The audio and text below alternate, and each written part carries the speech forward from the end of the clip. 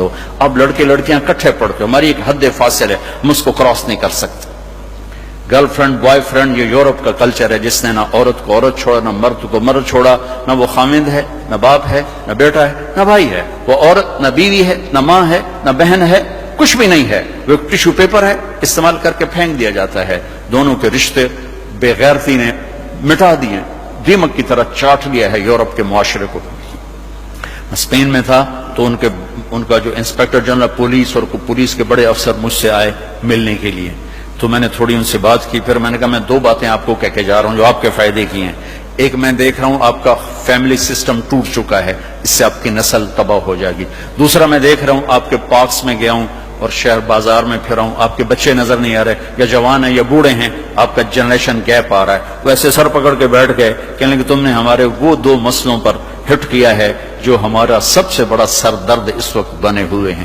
ہماری نسل ختم ہو رہی، ہمارا فیملی سسٹم ختم ہو چکا ہے. ہماری ایک حد ہے، ہماری نظر بھی نیچے ہوتی ہے اور ہم حیا کی چادر سے باہر نہیں نکلتے.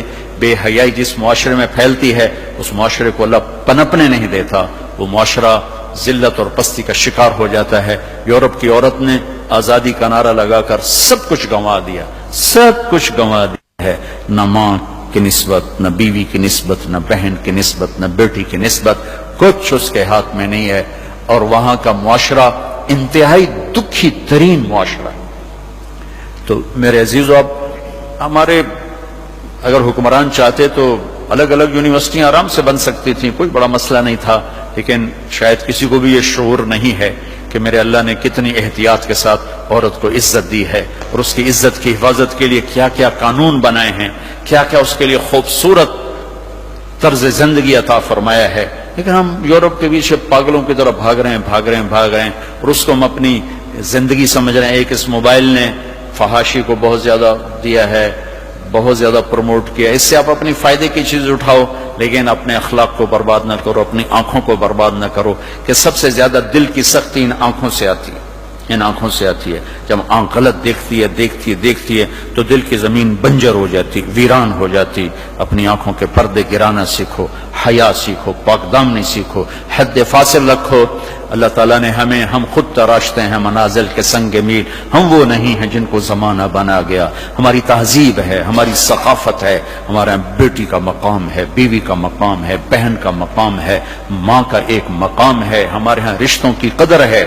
اس قدر کو میرے اللہ نے ہمارے دل میں بٹھایا. قرآن نے سینکڑوں آیات اتاری ہیں ماں کے، بیٹی کے، بہن کے رشتوں کو باقی رکھنے کے لیے.